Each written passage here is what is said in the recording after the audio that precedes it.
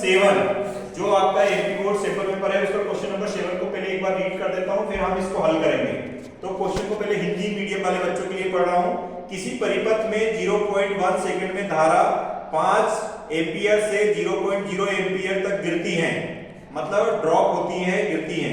यदि औसत प्रेरित विद्युत वाहक बल 200 वोल्ट है तो परिपथ में स्वप्रेरकत्व का आकलन कीजिए। ये क्वेश्चन है सैंपल पेपर 2024 एमपी बोर्ड का क्वेश्चन नंबर 7 का। इसको अब इंग्लिश में रीड करता हूं बच्चों। Current in a circuit falls from 5 ampere to 0.0 ampere in 0.1 second if an average EMF of 200 volt included. Give an estimate of the self inductance of the circuit. ठीक है, ये क्वेश्चन है बेटा, देखिए अब मैंने यहां पर लिख लिया है। प्रारंभिक धारा क्या है 5 एम्पियर और अंतिम धारा क्या है 0 एम्पियर। इसमें ड्रॉप निकाल सकते हैं। ड्रॉप का मतलब होता है DI। DI मतलब होता है final value I2 minus I1। I2 का मान कितना है बेटा 0.0 एम्पियर या 0 एम्पियर लिख सकते हैं आप। 0 माइनस 5, तो ये वैल्यू किसकी आ गई है? ये वैल्यू आ गई आपकी डेल्टा DI की, और ये आपका अगर लिखे तो ये 5 एम्पियर आएगा। 0 में से -5 करेंगे तो -5 आ जाएगा। ये आ गया DI का मान। अब आपको सूत्र पता होना चाहिए, तो सूत्र होता है हमारा EMF मतलब विद्युत वाहक बल बराबर -LdI/dt, जिसमें टाइम आपको दिया हुआ है, टाइम dt का मान आपको दिया है dt = 0.1 सेकंड। तो ये फॉर्मूले में आप वैल्यू पुट करेंगे and you will get the answer. L का मान ज्ञात करना है। L यहां पर है सेल्फ इंडक्टेंस, सेल्फ इंडक्टेंस या स्वप्रेरकत्व। स्वप्रेरकत्व हिंदी में स्वप्रेरकत्व बोलेंगे और इंग्लिश में सेल्फ इंडक्टेंस। तो L का मान निकालना बेटा। E का मान आपको दिया है 200, तो 200 लिखेंगे, माइनस L का मान निकालना, तो L का मान DI का मान कितना है -5 और dt का मान कितना है बेटा 0.1। तो माइनस से माइनस कैंसिल हो जाएगा, माइनस का माइनस मल्टीप्लाई होगा तो प्लस हो जाएगा, और ये माइनस को हटाएंगे तो ये कितना हो जाएगा 50 हो जाएगा। तो यहां पर बचा 50L और ये कितना हो रहा है 200। आपको किसका मान निकालना है L का, तो ये 200 बटे कितना जाएगा 50, और ये 0 से 0 कैंसिल हो जाएगा, 5 चौको 20। ठीक है, 0 से 0 कैंसिल हो, 5 चौको 20। और L की यूनिट जो होती है वो होती है हेनरी। क्या होती है बच्चों? हेनरी। तो सेल्फ इंडक्टेंस जो क्वेश्चन दिया है उसके लिए सेल्फ इंडक्टेंस की वैल्यू आएगी 4 हेनरी, 4 हेनरी। आई होप समझ में आ गया होगा ये। यस बेटा, तो अब ये सैंपल पेपर का हम अथवा क्वेश्चन नंबर 7 का अथवा क्वेश्चन को भी एक बार रीड कर देता हूं, फिर उसका सॉल्यूशन मैं यहां पर लिखूंगा। पहले हिंदी मीडियम वाले बच्चों के लिए पढ़ता हूं। एक 60 माइक्रोफैरेड का संधारित्र 110 वोल्ट 60 हर्ट्ज एसी आपूर्ति से जोड़ा गया है। परिपथ में धारा RMS का मान को ज्ञात कीजिए। इंग्लिश वाले बच्चों के लिए, इंग्लिश मीडियम वाले बच्चों के लिए पढ़ता हूं। A 60 microfarad capacitor is connected to a 110 volt 60 hertz AC supply. Determine the RMS value of current in the circuit. Determine the RMS value of the current in the circuit. अब आपको ये value ज्ञात करनी है। तो देखिए बच्चों, इसमें क्या होता है, अब फॉर्मूला क्वेश्चन को पढ़ लिया हमने। अब एक बार थोड़ा सा जो गिवन है वो वैल्यूज लिख लेते हैं। तो एक तो इसमें फ्रीक्वेंसी का मान दिया है 60 हर्ट्ज। कितना दिया है 60 हर्ट्ज, और ईएमएफ का मान दिया है, ईएमएफ कौन सा, इफेक्टिव वैल्यू का मान दिया है 110 वोल्ट, और इसमें दिया है कैपेसिटेंस का मान दिया है 60 माइक्रोफैरेड, और इसमें उन्होंने बोला है IRMS का मान ज्ञात करना है। किसका मान निकालना है? IRMS का मान ज्ञात करना है। तो सॉल्व करना स्टार्ट करते हैं। देखिएगा, इसके लिए आपको क्या करना पड़ेगा, इसका फॉर्मूला याद होना चाहिए आपके पास, और इसका फॉर्मूला अगर आप याद नहीं है तो ये फॉर्मूला लिख सकते हैं XC = ERMS / IRMS। ये फॉर्मूला हमारा होता है। ये किसके लिए होता है? कैपेसिटिव रिएक्टेंस, है ना। धारितीय प्रतिघात का ये हमारा फॉर्मूला है, तो हम XC का पहले फॉर्मूला निकालेंगे और ईआरएमएस का मान दिया है, आईआरएमएस का मान निकाल लेंगे। इसका हमें दूसरे स्टेप में जरूरत पड़ेगी। तो देखो बच्चों, इसमें सबसे पहले हमारे पास कैपेसिटिव रिएक्टेंस XC का मान होता है 1/ओमेगा C। 1/ओमेगा का मान कितना होता है 2πf, और यहाँ पर क्या है C। अब देखो F का मान तो ऐसा यूनिट में है, कोई नीड नहीं है कन्वर्ट करने की। C का मान माइक्रोफैरेड में है, तो इसको 60 × 10⁻⁶ फैरेड लिखेंगे। क्या लिखेंगे? इतना मान लिखेंगे। तो XC का मान मैं यहां से निकाल लेता हूं, तो 1/2, पाई का मान 3.14 ले सकते हैं। F का मान कितना दिया है 60, तो 60 लिख देंगे। और C का मान हमने कितना निकाला बेटा 60 × 10⁻⁶। इससे किसका मान निकल जाएगा? XC का मान निकल जाएगा।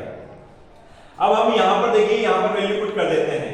ये सूत्र मैंने ऑलरेडी लिखा है, पहले ये निकालेंगे फिर ये सूत्र में रखेंगे। XC का मान आपने क्या निकाला बेटा 1/2 × 3.14 × 60, और 60 को मल्टीप्लाई करेंगे तो 3600 हो जाता है, और ये 10⁻⁻6 ऊपर आएगा तो ये प्लस का 6 हो जाएगा। यहां तक तो समझ में आ गया होगा। और बराबर में क्या आ रहा है बेटा? तो बराबर में आ रहा है ERMS, और ERMS की वैल्यू कितनी है 110 वोल्ट। कितनी है 110 वोल्ट। और IRMS को आपको निकालना है, तो इसको IRMS को निकालना है, तो इसको एज इट इज लिखेंगे। लिख दिया हमने। अब IRMS को ले तो क्रॉस मल्टीप्लाई कर देंगे, तो IRMS कितना हो जाएगा? ये हो जाएगा 110 गुणा 2 गुणा 3.14 गुणा 3600। ठीक है बच्चा। और डिवाइड में कितना जाएगा 10⁻6। 10⁻6। अब इनका गुणा करके इससे भाग दे देंगे तो आपको ये किसका मान आ जाएगा? IRMS का मान आ जाएगा। IRMS, तो ये मैं आप पर छोड़ देता हूं कि इसका वैल्यू जो है इसकी यूनिट क्या हो जाएगी? यूनिट हो जाएगी एम्पियर। क्या हो जाएगी बच्चों? एम्पियर। समझ में आ गया होगा? Yes sir. Let's start. Yes, तो क्वेश्चन नंबर 8 जो है एंट्री बोर्ड सैंपल पेपर का, वो थ्योरेटिकल है, तो उसको हम बाद में करेंगे। पहले न्यूमेरिकल वाले जो 4-5 क्वेश्चन दिए हैं, अथवा वाले भी और मेन वाले, उसको कर लेते हैं। तो इसमें क्वेश्चन नंबर 9 को पढ़ते हैं। पहले क्वेश्चन नंबर 9 में अगर आप देखेंगे हिंदी मीडियम वाले, तो क्वेश्चन लिखा है किसी पदार्थ का अपवर्तनांक √2 है, इसके लिए क्रांतिक कोण का मान ज्ञात कीजिए। या इंग्लिश वाले मीडियम वाले बच्चे देखेंगे the refractive index of material is √2, what will be the value of critical angle for it. तो देखिए इसके लिए आपको रिफ्रैक्टिव इंडेक्स ऑफ मीडियम आपको √2 दिया है।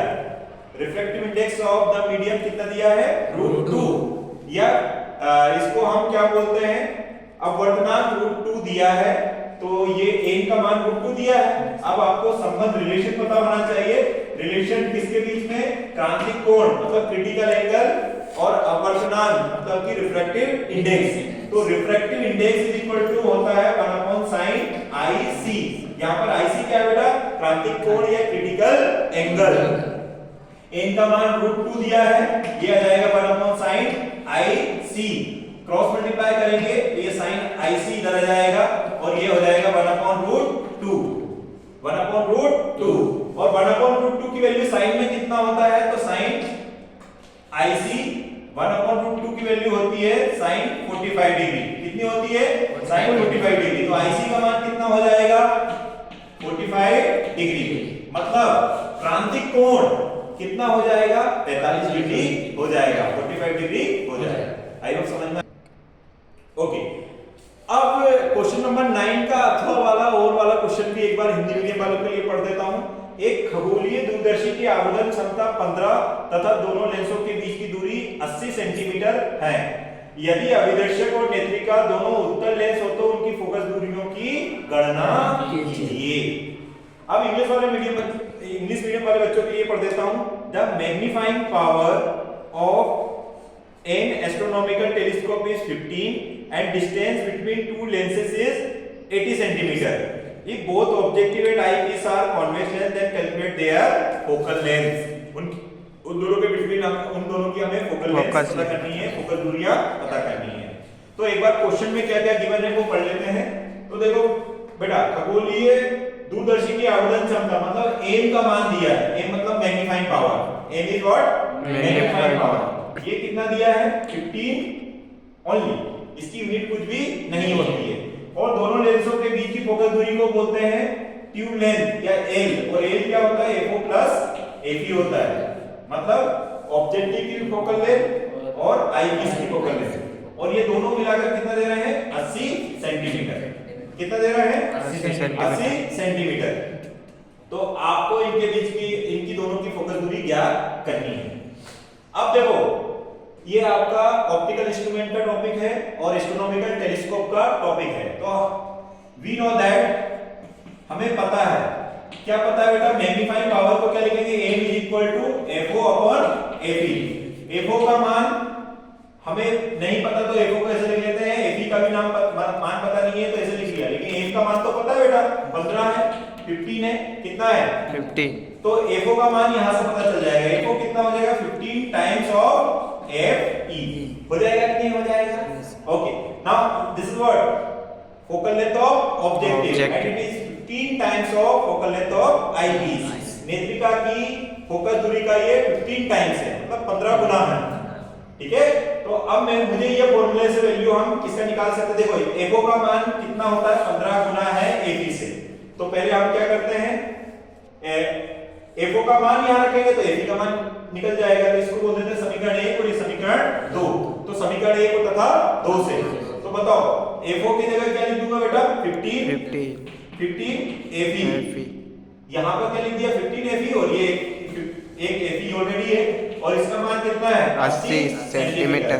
15 और 1 कितना हो गया 16 AP बराबर कितना हो गया 80 सेंटीमीटर। कितना हो गया 80 सेंटीमीटर। तो AP बराबर कितना हो गया 80 डिवाइडेड बाय 16, 16 पंजे 20, 16 पंजे 80, 16 5 जा 80। ठीक है, 5 centimetre. Means what is the focal length of eyepiece 5 centimetre, 5 centimetre. क्या कोई डाउट यहां तक? Yes, नहीं, अगर नहीं है तो अब यहां से ही हम किसका मान निकाल सकते हैं FO का। तो देखिए again equation first, equation first from equation number first. तो फर्स्ट से देखिए FO का मान आप क्या लिखेंगे, FO को FO रहने देते हैं, AP का मान कितना लिख सकते हैं बेटा, वैल्यू 5 इज इक्वल टू कितना 80। तो FO की वैल्यू यहां लिख देता हूं, तो FO यहां पर सॉल्व कर देता हूं, FO is equal to 80 minus 5, और 80 में से 5 जाएंगे तो 75 सेंटीमीटर।